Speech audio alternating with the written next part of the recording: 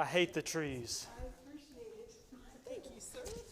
They make me have to rake up a bunch of leaves. I have to add on to my house to put on all the paper. We've probably got 25 or 30 trees. How many you got? 3? 2. Soon to be one. I love them in the summer. Till they start dumping their leaves all over.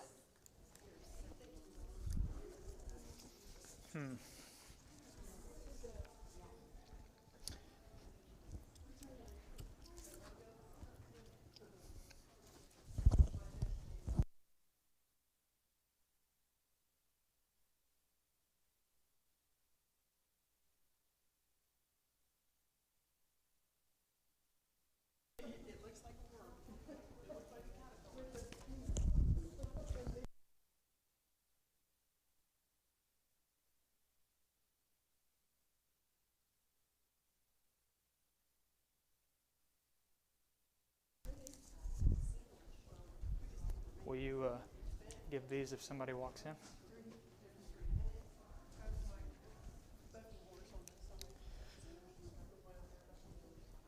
All right.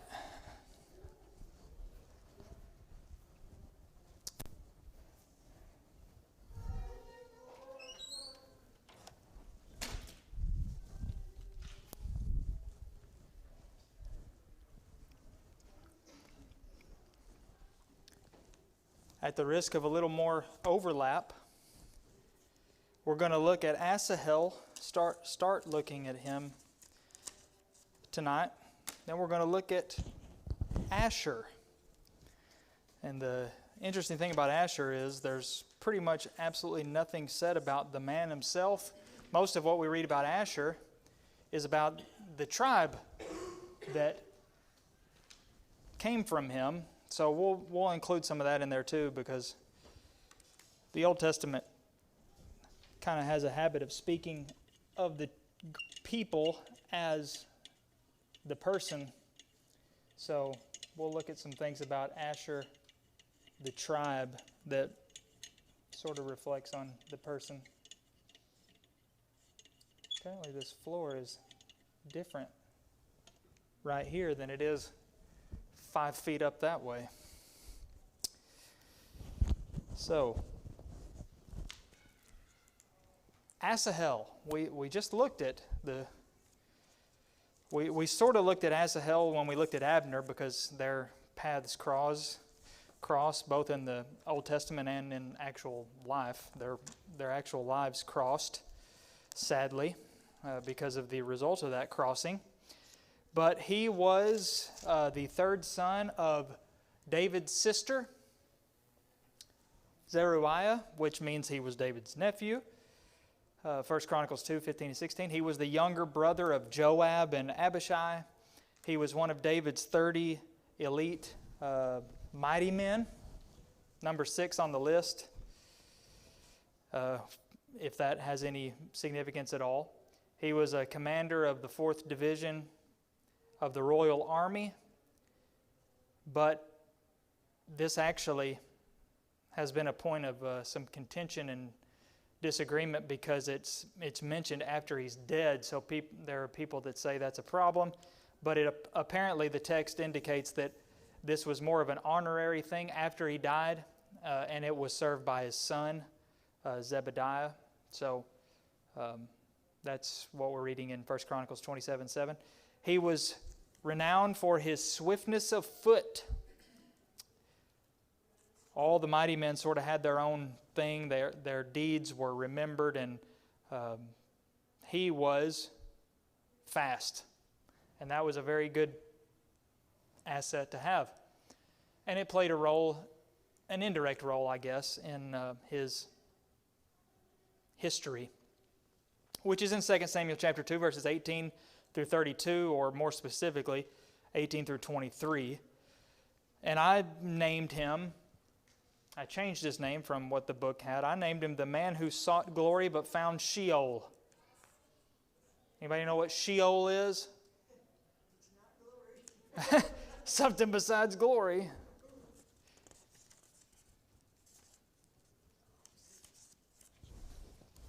Nobody?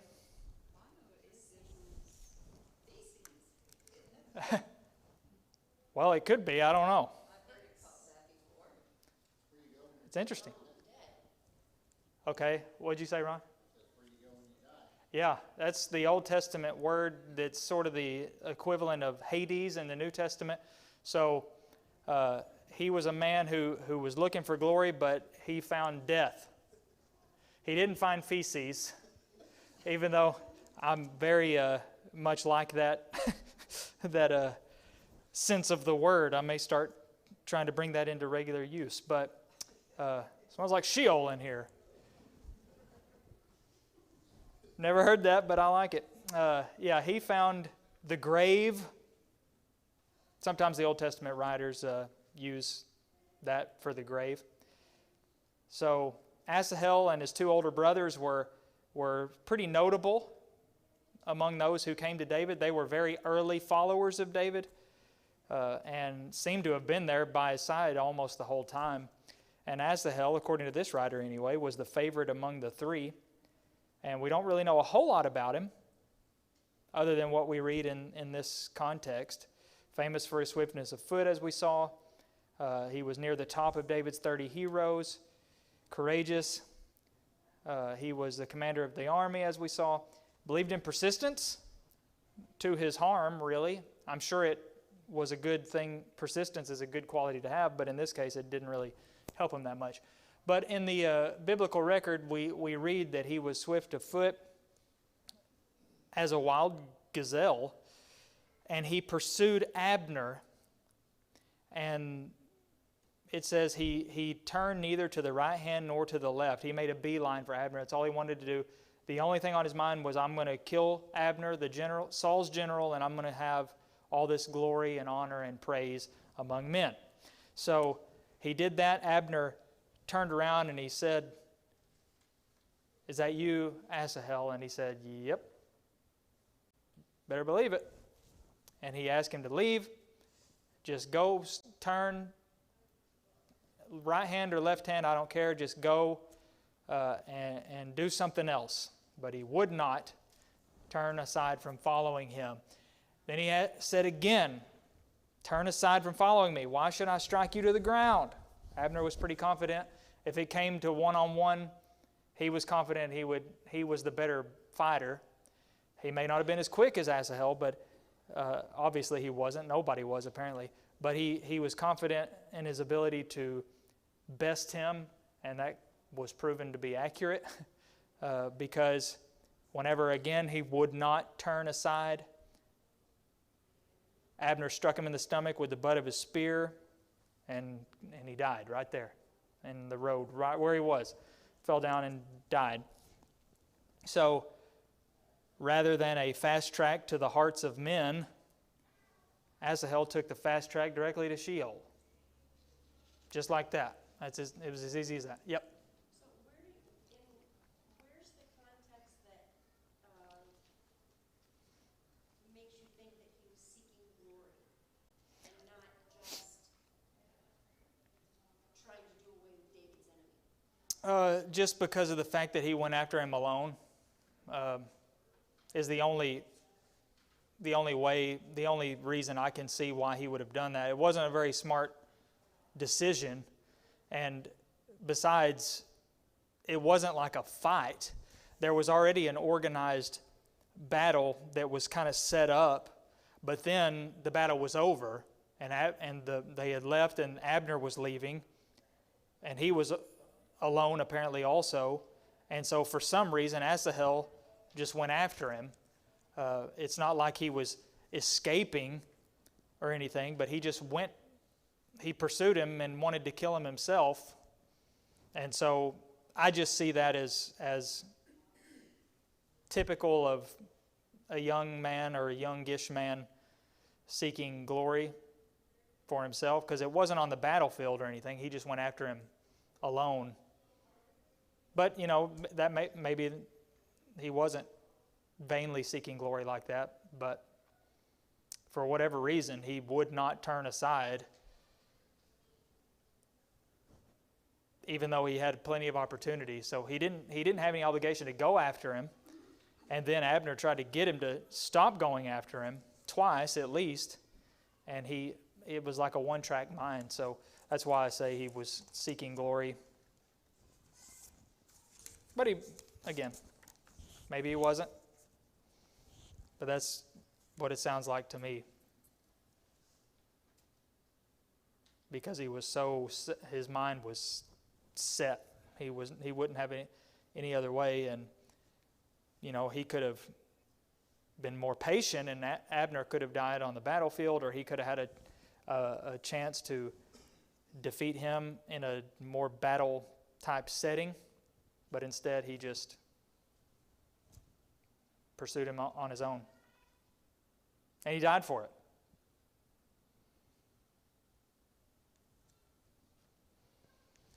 So swift of foot, and that swiftness gave him an early grave.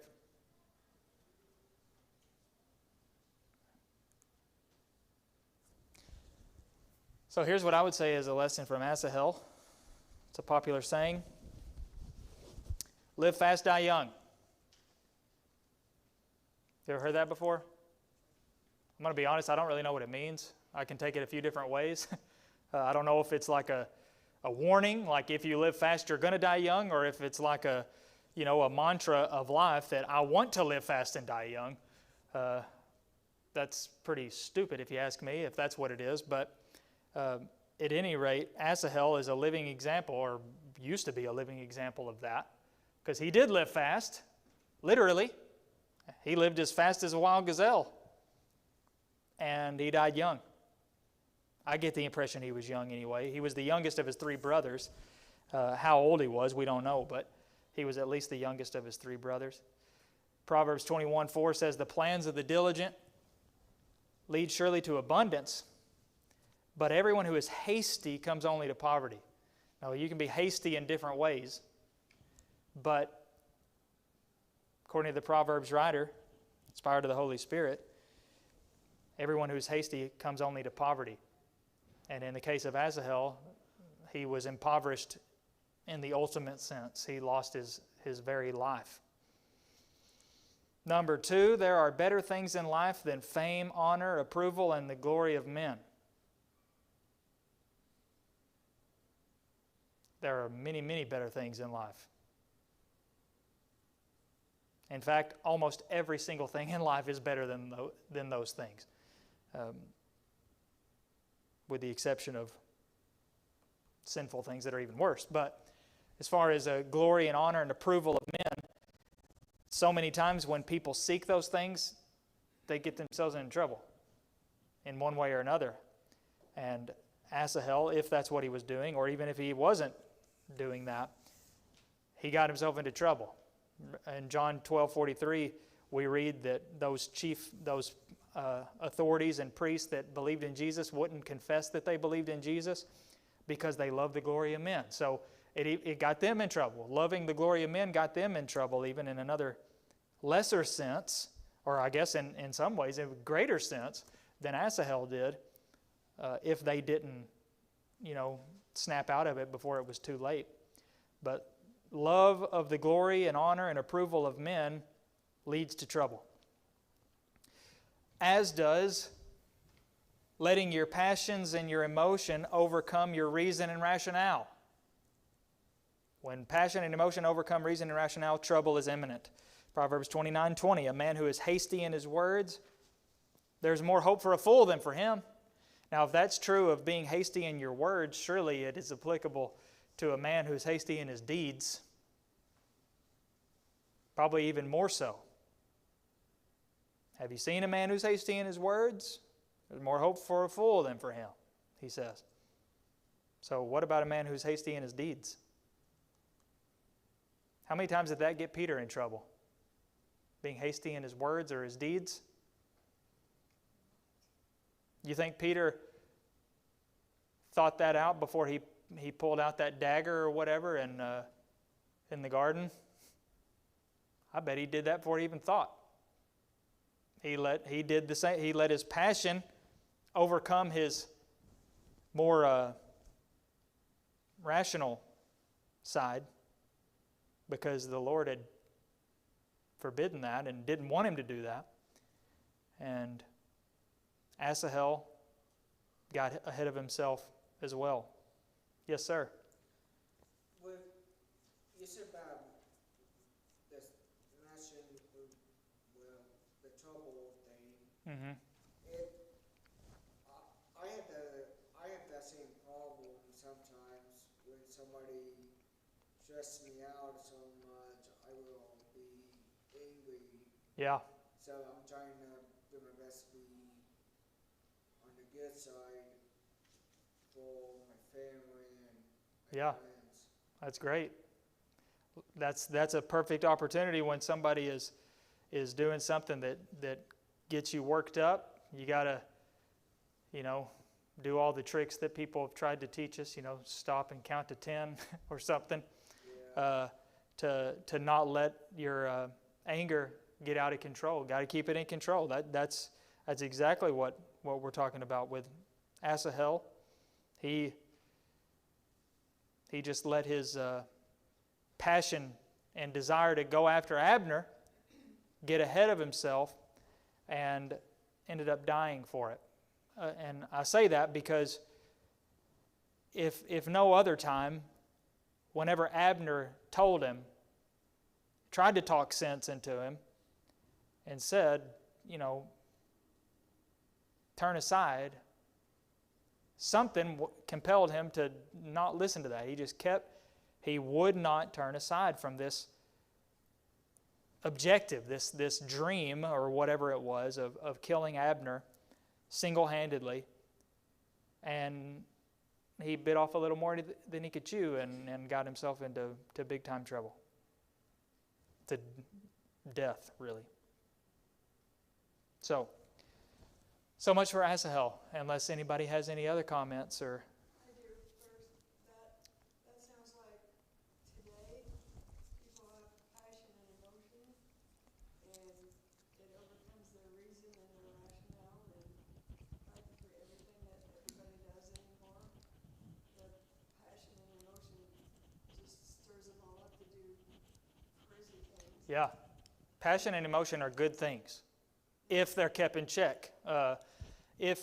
When they are bad things is whenever they go against truth and reason and logic, and we put our emphasis and focus on the emotions over the truth. There's never a good outcome when we put our emotions and opinions and feelings over the truth. There never has been, never will be.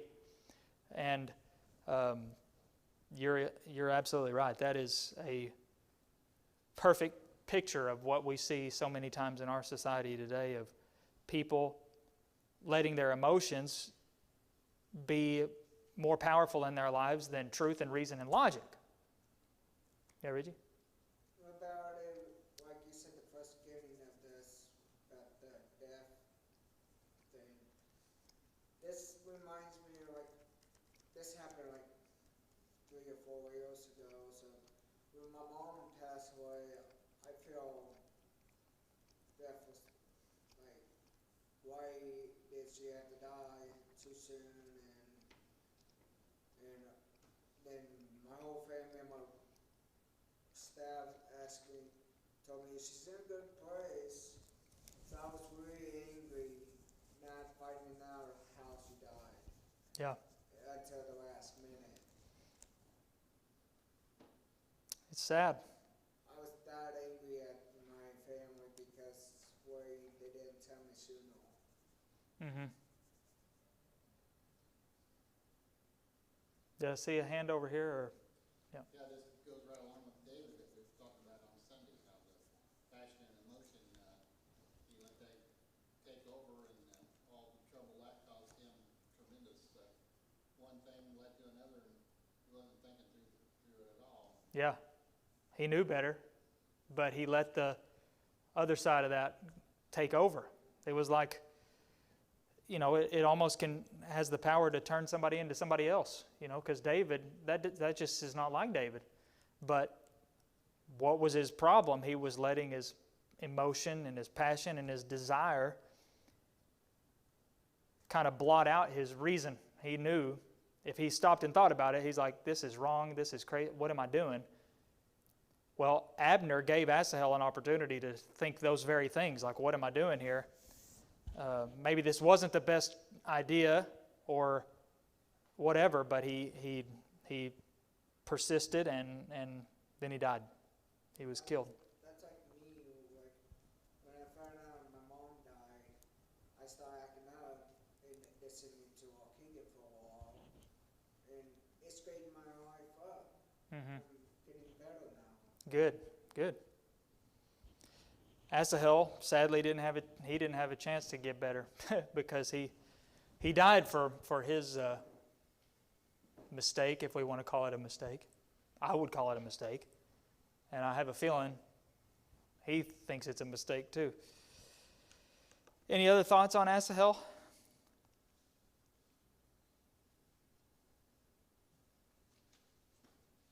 If you feel bad for him and think that he was in the right in this situation, don't worry, Joab gets revenge. Although David certainly didn't think Joab had any right doing that, and I don't either. Asher.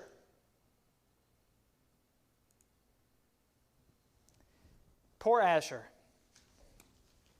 I got to say, Asher, if you were trying to remember the 12 tribes of the 12 sons of Jacob, Asher is probably the one that, or at least one of the 2 or 3 that you would be hung up on. You would have like 10 of them. You'd be like, who am I forgetting?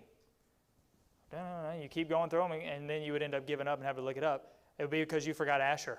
Guarantee it. Because Asher is one of the only tribes that has like no special thing that they are remembered by. You know, we remember Reuben for a few different reasons, and then Simeon and Levi of the sons anyway. And then we got, Judah is obviously an easy one to remember. And, there are other things of the other tribes that make them easier to remember, something to remember them by. Gad would be one that's easy to forget if it wasn't for the whole wanting to stay east of the Jordan business. So there were 2.5 tribes that wanted to do that. Gad was one of them. But Asher didn't really have any. I mean, they just sort of fade into oblivion. He was the 8th son, of Jacob, the 2nd of Leah via Zilpah, the handmaid, full-blooded brother of Gad.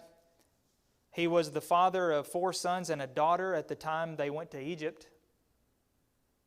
In the first census in Numbers chapter 1, the fighting men numbered 41,500. Then by the time of the second census, that number was up by almost 12,000. So there was growth there during that time. He's also apparently the founder of the Asherites. But as I said before, there's hardly anything about Asher, the man. I mean, again, just like the tribe, the man himself, the other brothers, did something, a lot of them, that they did something that made them stick out. Simeon and Levi were the 2 that did perform that or executed that massacre on the people in revenge of their sister. Reuben got in some trouble with his dad's concubine, and Judah made some mistakes and got him into some trouble. But Asher, we don't know anything he did, good or bad. Absolutely nothing. We do read about him, though, in a prophetic way. When Jacob blesses his sons, it says in Genesis 49, verse 20, Asher's food shall be rich, and he shall yield royal delicacies. And then he moves on to Naphtali, just as quick as that. So, whereas Judah, back in verse 8, is like, Judah, your brother shall praise you. Judah's a lion's cub. The scepter shall not depart from Judah, nor the ruler's staff from between his feet, until tribute comes to him, and to him shall be the obedience of the peoples. And this is like this big-time messianic prophecy of Jesus. And then we get to Asher, and Asher's food will be rich, and he'll have all kinds of delicacies. So, not a whole lot to work with there, but it at least speaks of the bountiful blessings of the land and of the tribe of Asher, which, by the way, is in the very northwestern tip or division of the land, which means they will have some neighbors that were not Israelites, right? But the bad thing, the unfortunate thing about Asher was that they weren't just neighbors of non-Israelite people, like up here, beyond their border for however long they had this much territory, but they also were a tribe in whose land were all kinds of non-Israelite people within their own land. Phoenicians especially. And I've called him the man who was the progenitor of the tribe of Ez. That's what Asher was. Maybe that reflects him as a man as well, but at least that people came from him. So, of all the tribes of Israel, Asher has the least eventful history. Never produced a great warrior, never produced a judge, never produced a king, never produced an influential counselor. One commentator or one scholar said, in the reign of David, the tribe had become so insignificant that its name is altogether omitted from the list of chief rulers. They're not even in the list by the time David was on the throne. And with the exception of Simeon, Asher was the only tribe west of the Jordan that didn't provide any great leader or hero for the nation. Just Simeon and Asher. The land was as uneventful as the tribe itself. No great battles were fought there. But there were some blessings like that bountiful supply that God, that's obviously a blessing from God, it seems to me.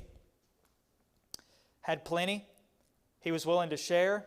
And we read what Jacob, the father, said about him. Well, Moses, in speaking of the tribe in Deuteronomy 33, said this about Asher. Most blessed of sons be Asher. Let him be the favorite of his brothers, and let him dip his foot in oil. Your bars shall be iron and bronze, and as your days, so shall your strength be. That was the prophecy or the blessing that Moses spoke of Asher. He shall dip his foot in oil. What in the world does that mean? Well, apparently their land was abundant with olive trees, which means they're going to be abundant in olive oil. And so it's almost like they're going to be drowning in oil because of a plentiful supply. So let him dip his foot in oil. Your bars shall be iron and bronze, apparently refer to their security. The Old King James says your shoes shall be iron and bronze. Not the best translation. Gives a totally different idea.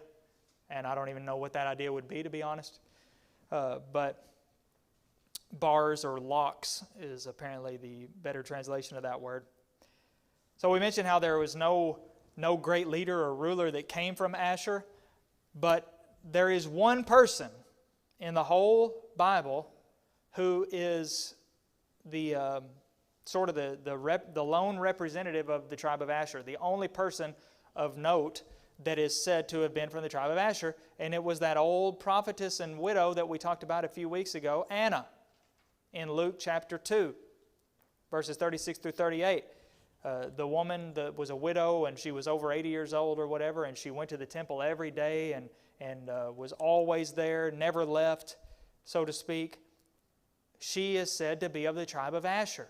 She's the only person in the whole Bible that is remembered for good or bad that is said to be from the tribe of Asher. She is the representative of the whole tribe, and she makes Asher the only one of the 12 tribes who's represented by a woman in the Scriptures.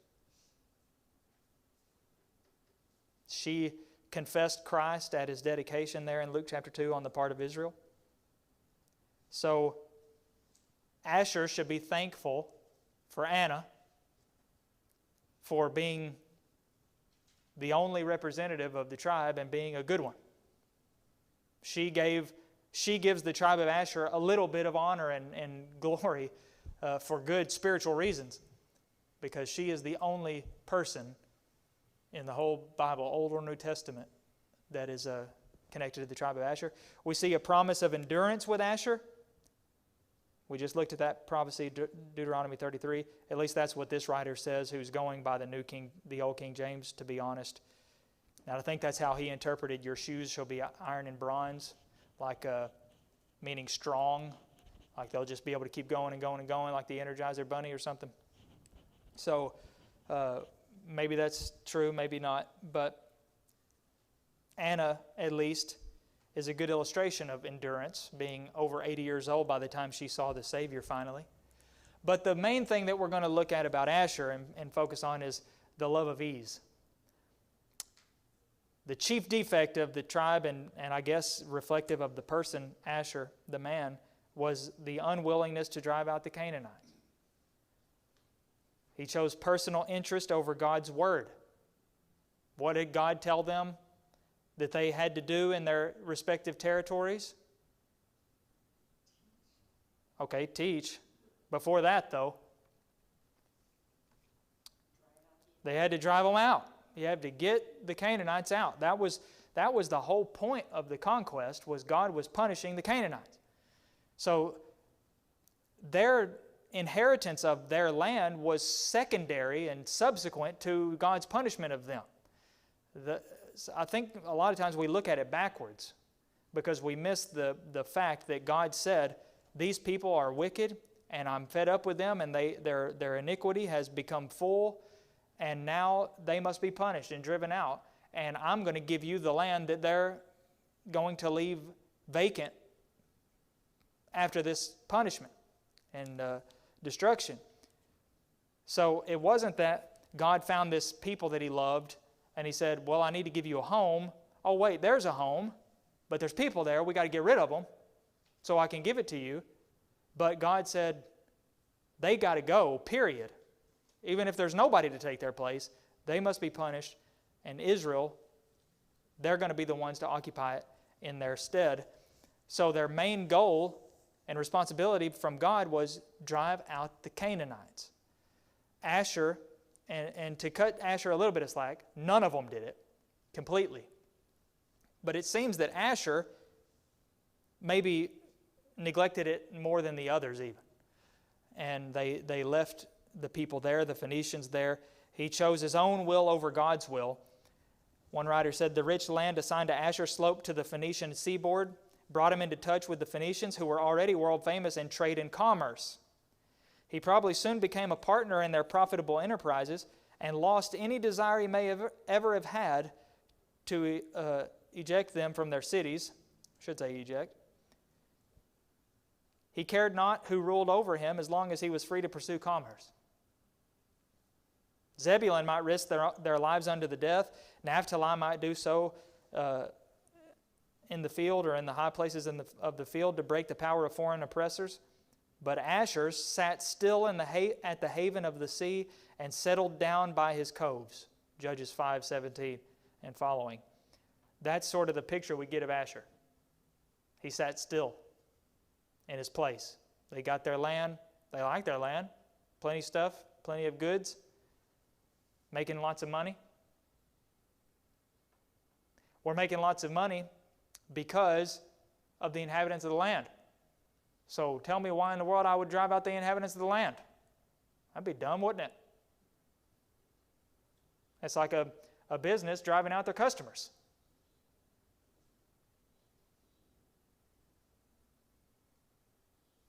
So Asher chose that. It says he was probably soon largely absorbed by the people with whose interests his were so closely identified. So he didn't drive out the Phoenicians. They didn't drive out the Phoenicians.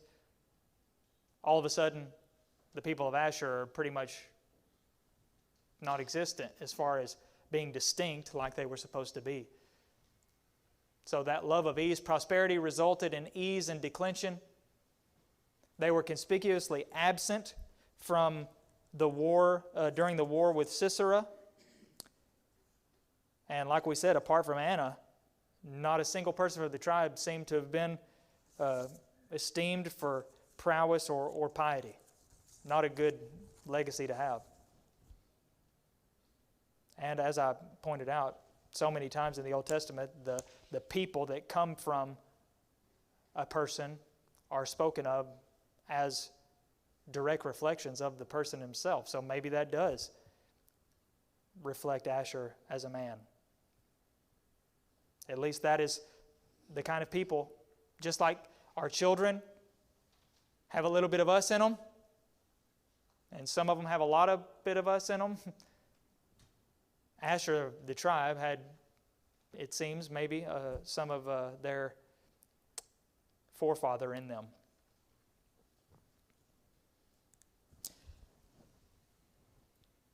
How about a lesson from Asher? Here's one.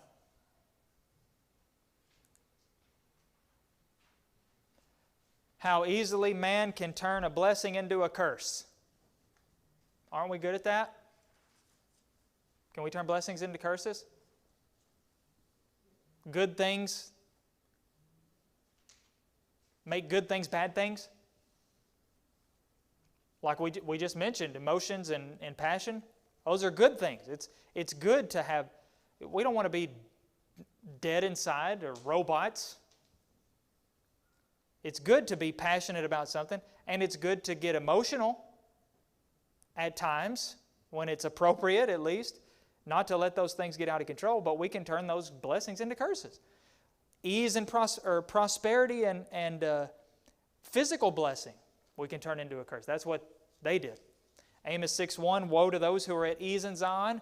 Who gave them that ease? At least as far as the ability to even be at ease. God did. Think about Solomon when he took the throne, and we pointed out at the end of a Sunday night in our journey how he said, you know, God's given me rest on every side. But then what did he make of that, or where did he go from there? Well, he wanted to start building Jehovah's house. He could have said, hey, God's given me rest on every side. Now I can put my feet up and kick back like a king should. That's what the people were doing in Amos's day, apparently. Kicking their feet up. They were at ease. Unlike Reuben, Gad, and East Manasseh, it seems Asher was content to take it easy while his kinsmen did all the work. Moses told them, remember, he told them, yes, your land has already been conquered on the other side of the Jordan, but you're not going to go and inhabit your land and get all your stuff settled and everything and rest until your brethren have theirs over here on this side, the west side of the Jordan. And they said, absolutely, we will not rest. We'll build, some huts or whatever and for our children and our wives and our children and our livestock, but then we're coming over with them to help them get their land.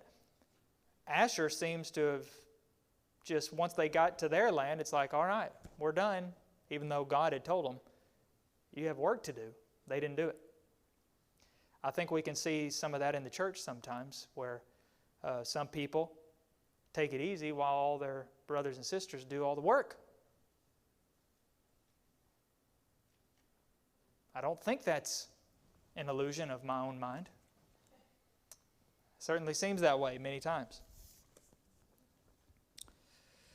Just because we come from an insignificant people, or even a people with a bad reputation, doesn't mean we can't be someone honorable, faithful, and do great things for God. It may feel that way. Gideon felt that way. He said to the angel of Jehovah, "Please, Lord, how can I save Israel? Behold, my clan is the weakest in Manasseh, and I'm the least in my father's house. Who am I? I can't do something great like this." Well, the angel of Jehovah begged to differ, and he proved him wrong. But that was the way he looked at it. Who am I? I can't do this. I'm from a low clan, or a low tribe, low clan, and I'm the least of them all. And yet, look at what Gideon did, one of the judges in Judges chapter 6.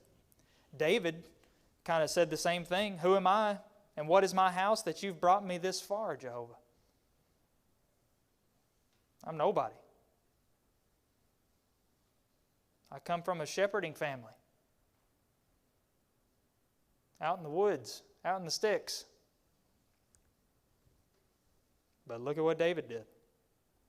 So, like we said, if it weren't for Anna, tribe of Asher would be even more forgettable than it already is. Because nobody came from Asher that did anything great. And they didn't have a great reputation to boot. Even though her tribe was of little significance and had a reputation of ease, complacency, and idleness, she exhibited a faith, patience, and servant-mindedness that rivals even the greatest heroes of the faith. Even though she came from Asher. She didn't come from Judah. She didn't come from Simeon or Reuben. Didn't come from Ephraim. Some important things happened there. She didn't come from Benjamin like Paul did.